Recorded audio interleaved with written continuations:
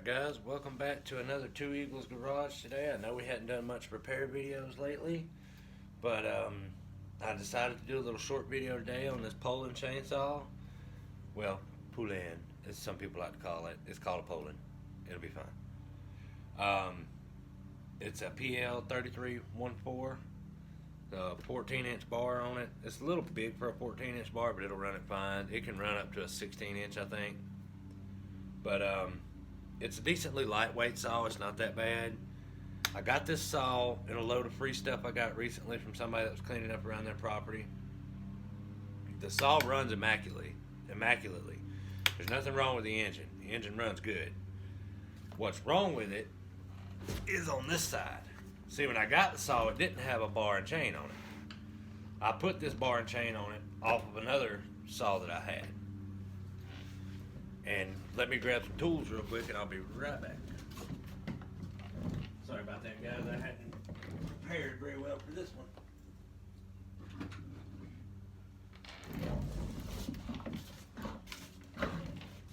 And I have the proper chainsaw tool to take these off and do all this with. I just don't want to go find it. I've got 4 or 5 of them. I'm going to eventually go to a pawn shop and buy me a small toolbox and put just my chainsaw stuff in it, such as files, wrenches, screwdrivers, stuff like that, extra spark plugs, extra chains, stuff like that you may need. And another tip, guys, see how this bar is worn right here? Don't know how well you can see it in the camera. Let's see if I can get you a better view of it. See how it's worn on the bottom like that? Because somebody didn't flip the bar. Now this bar come off of another saw that I had that somebody else owned, but the motor, I can't get it to run right. I'm having to mess with it. But flip your bar, guys. If you ever see a bar on a chainsaw upside down, it's because they flipped it. You flip it and it keeps this bottom side from wearing out so bad and keeps it from putting a burr on it. And that burr will cause it not to cut right. Now if you get a burr on this bar, you can take and file it down or take a grinder and file it down smooth. But just remember to flip your bar, guys. Every time you sharpen your chain, flip your bar. It'll save your bar, save the life of the bar, and you won't have to worry about buying more. Alright, to get it what I'm going to show you, let's see if I can get you guys a little better view here. You want to take these 2 bolts off right here, and this whole cover will come off. Let's see if I can remember what size this was. I believe it was a 13.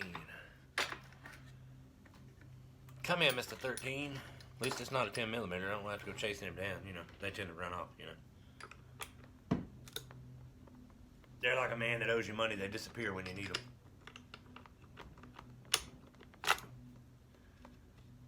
And yeah, socket and wrench would work, ratchet would work better, but I just didn't want to have to go dig them up.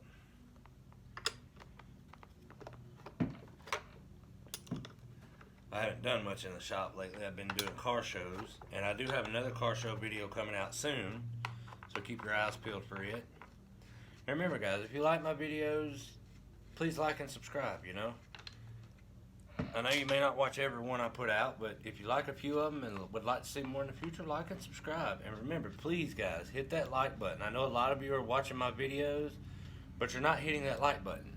So please, if you watched the video and it wasn't bad, like it. You know, I mean, that helps out my channel. It helps out the algorithm on YouTube. And I'm not doing this for the algorithm, for any of you that may think I am. I'm not doing this for the algorithm.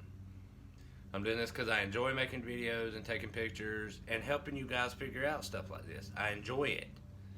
So you guys help me out, help me make more content, help me make better content by clicking like and subscribe. And you may notice there is something missing on this saw, but I had taken it apart previously because I needed to know what size it was. Typically you would have a drum gear that goes right here. Now I'm covering this drum gear for a reason because I want to show you why. When I was given this saw, I was told all it needed was bar and chain.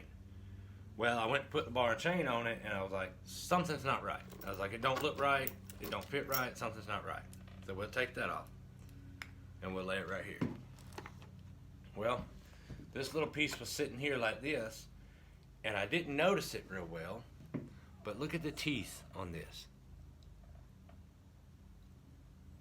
Notice what's wrong with it now? Notice anything wrong? Yeah, those teeth are chewed off of there. Let me get the new one and I'll show you what that's supposed to look like.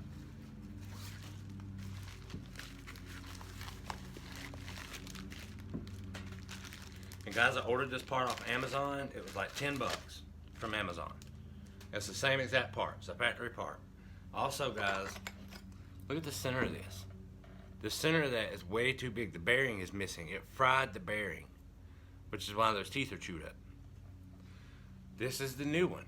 Look at the teeth on this one. Look at how thick they are compared to this one. I mean, you see that? I mean, that's a big difference. So somebody chewed the teeth up on this drum. And yeah, I could have bought a whole new clutch, but the clutch looks fine. It don't look badly beaten up. It don't look like there's an issue. Yeah, it's a little worn and could be new, but for no more than I'm going to use this saw, I'm just going to use it for little yard work and stuff like that. That'll be fine. I didn't want to have to worry about finding a clutch right now. And all you do is there's a little clip right here on these. There's a clip right here. But if you have the one where it's on the outside of the saw and there's no clip and you see the clutch first, you take a hammer and a punch and put it right up against this piece of metal right here. And you stick a rope down in your spark plug hole and you smack it and it'll loosen it up. Always remember, it goes left. I mean, it goes right to loosen it most of the time. Some of them are different. So you just have to look closely. Usually it'll show a direction on it or something like that. But you just pull this little clip off.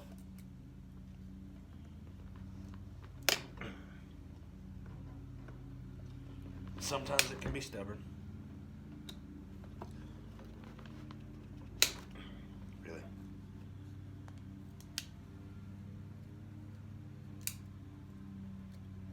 This one's a little stubborn, guys. There we go. And this is that multi-tool that I done a review on here a while back. Check out that video. These are good little tools. I carry this one every day. And it actually works very well. I've had no issues with it. Then you have a washer that slides off. Make sure there's no kind of little spacers down in here, and there is on this one. But it's for the clutch. See? So that stays down in there. So you don't have to worry about it. Now what I'm going to do is put some grease on the inside of this new clutch for the bearing. You want that bearing to be greased up good. I've got a grease gun sitting over here on the side of my toolbox. I'm just going to grab a dab of grease off of it, if it'll let me.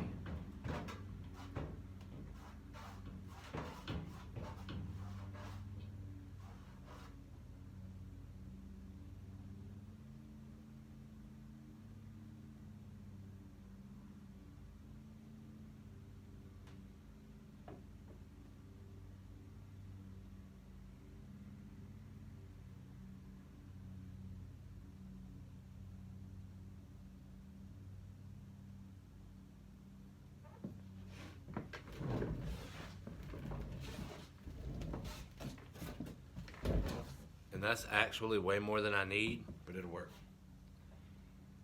The grease gun just kept putting it out. And you want to I put a dab of grease down in it like that so that it gets on the shaft good, and I'm going to put some around the shaft too. You don't want to put much because you don't want this stuff slinging up on that clutch.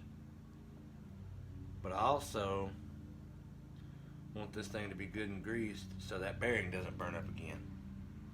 Because that's what originally happened to this saw. I don't know what somebody done to it, but it burnt that bearing slap up. I actually had to cut the old clutch off. I had to cut it completely off the saw.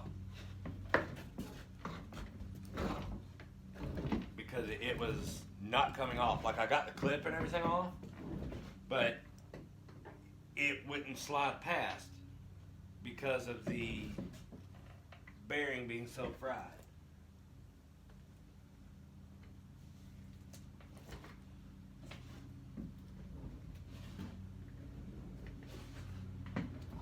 Remember, guys, always keep a grease rag close by.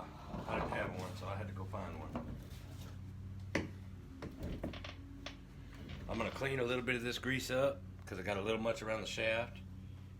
You just kind of want to dab on the shaft. There's a clump right there you can clean up. And that's about how you want it, just a little bit here and there, just enough to keep it lubed once you get it going. Take your clutch drum, slide it down on there, and it works like a charm. And I'm going to wipe that extra grease off with my grease rag.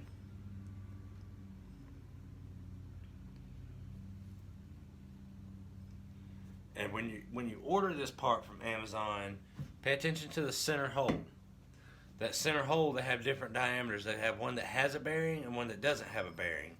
But also look at your teeth size. This one calls for a 3/8 tooth. Just like it calls for a 3/8 chain. You want to match the teeth to your chain, okay? And that way you don't have nothing to worry about. Spin it a few times, make sure it's good. Make sure your brake works. Brake works. Just make sure it don't make any kind of funny noises, guys. And it looks good. Alright, find your washer. Put your washer back on. Cup goes up. Put your clip back on. Don't lose this little clip. It is just an E-clip, but it holds it all together.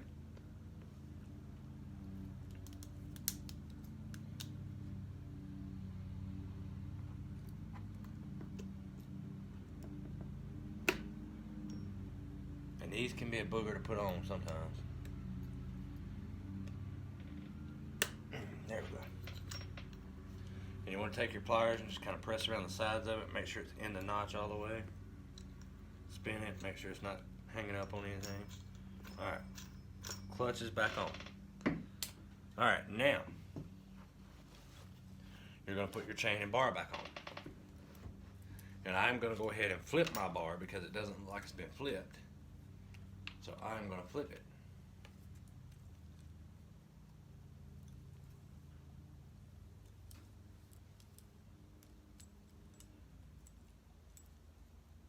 If you make sure it's already in the groove, it just makes things simple. And this chain's already sharpened. I sharpened it when it was on the other saw. Alright. So your washer holds your chain on while you're doing this. See this little tab right here? That's what's going to tighten your chain. Your cover goes on like this. This is going to tighten your chain up. So you got to make sure that you get that in the right spot to sit down in that chain, to sit down in the bar. So see, mine's got to go back a little further. So if we move it back, and you'll want to look right in here and you'll be able to see where it goes down in at. Got to go back just a little further.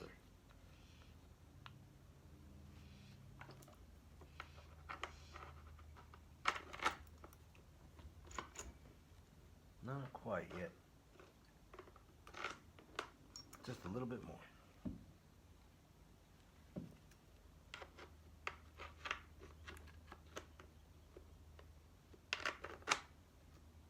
Now that's it right there. And I'm going to loosely put these bolts back on. And the reason you want to loosely put them back on is because you want to stand the chainsaw up right, tighten your chain up, and then tighten the bolts up.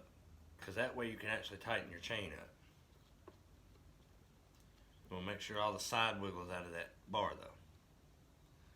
Alright, and what I like to do is I like to put downward pressure on it as I'm tightening it up, because then as you're cutting, that bar don't move up and loosen that chain up. See, it's pretty tight right now. It's actually, I actually may not need to tighten that one. No. We're going to leave that one alone because it actually looks pretty tight and it still moves good. So we're going to leave that one alone. I'm not even going to tighten it. I am going to tighten up the bolts, however, though. And you don't have to go gorilla strong on them. But you do want them tight enough that they ain't going to come apart.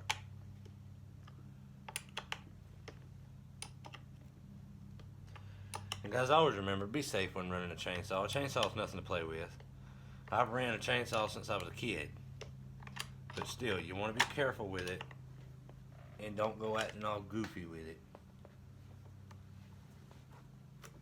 See how that chain got tighter once I started tightening it up? So that's not going to work. We're going to have to loosen that chain.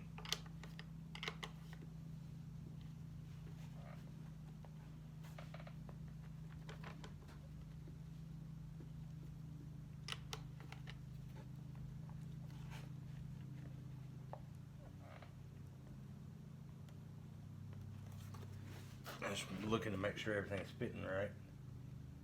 And it looks like it's fitting good.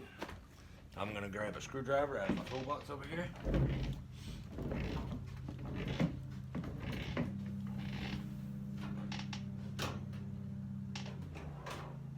And guys, you just need a flathead.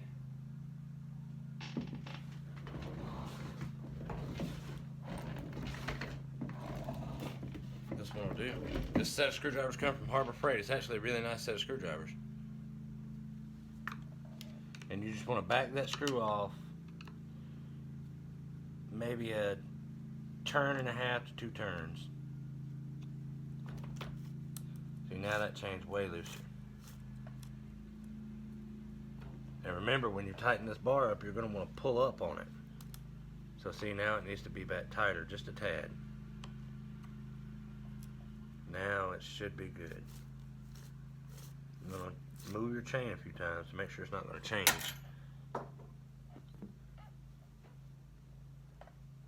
So remember, hold up on that bar and chain. Snug at least one bolt down.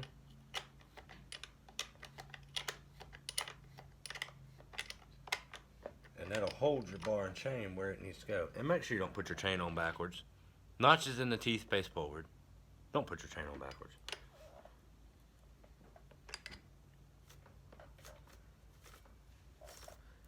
That chain's still just a little stiff to move. Not bad. It'll loosen up though. But you want about that much play in it. That's a little snug for my taste. Yeah, we're going to loosen that back up a little bit. I want to go about another half turn loose on that one.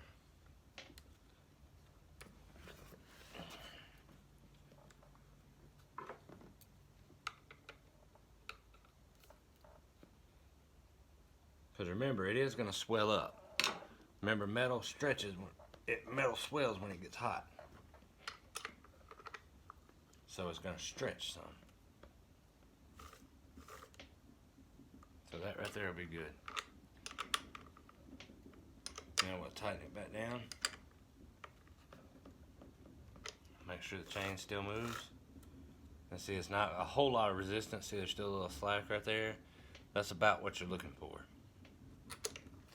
You don't want it too tight, but you don't want it too loose either. I mean, if you have it hanging just a little bit, maybe like that right there, if you guys can see that, that's fine. It'll run. But don't have it hanging a lot to where you can see the whole tooth that rides in the gear, because that's just grounds for a chain to jump off. I've seen chains jump off. I've had them jump off. It's not fun. You want to tighten these up. And then you want to make sure your chain still moves. Make sure it still moves freely, front and back. See, that chain moves good. Alright, I'm going to lay that there. Make sure the brake still works. Brake works. I'm going to look down the bar. Make sure everything's good on it. Hold your saw like this. Make sure your bar's not bent. Alright guys, I'm going to fire this one up. We're going to see how it works. I'm going to straighten my camera up just a little bit so you can see a little better.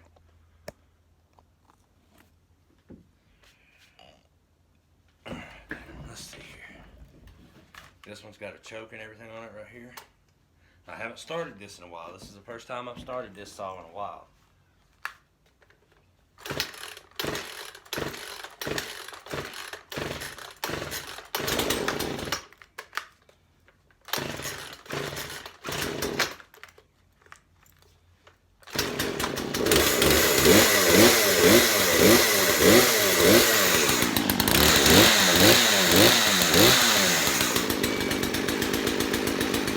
It all runs perfect.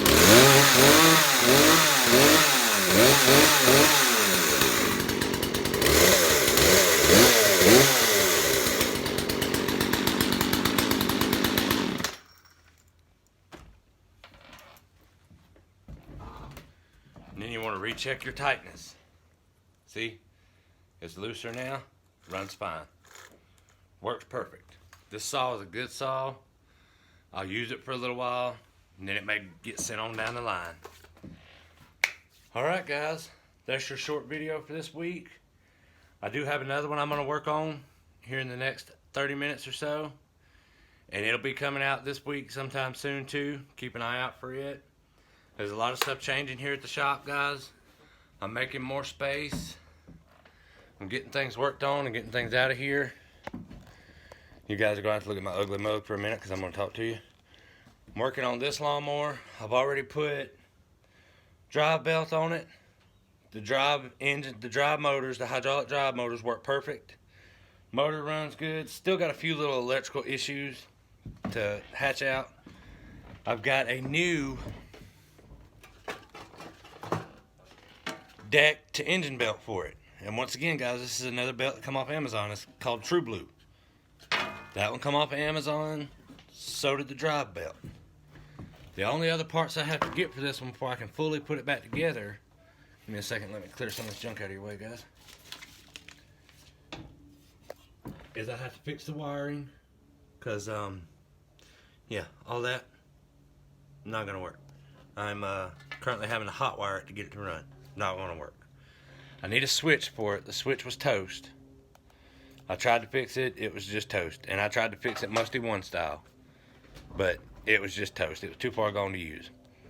So I got that done. I have a red Troy belt out here. Some of you guys may remember. Got the deck belt put on it because it needed a new deck belt. Put a new deck belt on it. Now I have to add a spring. And that one's good to go to my other property. I recently inherited a family property, so it's good to go to that property. And then the green John Deere, I'm going to start messing with it soon. So keep an eye out for it, guys. We got a lot going on this year. Keep an eye out. Remember, like these videos. Subscribe. I don't care how you pound that like button. I don't care if you stomp on it. Just hit the like button. I mean, if you like my content, like it. Subscribe. We'll get more out. I also obtained a third air compressor for free. It was to be thrown away for junk. I brought it home, plugged it up, works fine. Got one little leak in it, but it's on the air hose at the end of it. That can be fixed. So not bad. I mean, we're getting a lot of stuff worked on, guys. We're getting everything taken care of and everything done. And I know a lot of you guys are wondering about the four-wheelers. I know some of you guys are worrying about the four-wheelers and concerned about when we're going to get started back on those. Guys, I still have those right here. They're still back here. They're not going anywhere yet. The big one that's up at an angle, non-OSHA approved, I am looking at getting a new motor for it from eBay because it had metal shavings in the engine, and the oil plug in it, I just don't know that it's worth putting the time and energy into that particular motor. So I found another engine on eBay for like 120 bucks, something like that. Gonna try to buy it. It'll have everything I need except for the head, the jug, the valves and everything. I've got all that. I can use all that off mine. All that's fine. The small one, I'm still trying to wrap my head around what I want to do to it. Whether it's worth paying someone to fab me up a new transmission shaft, or whether I can fab up one myself.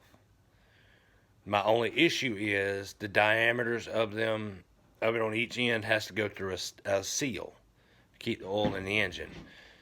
And if I don't get that right, it's going to leak. So I don't know if that's something I want to mess with.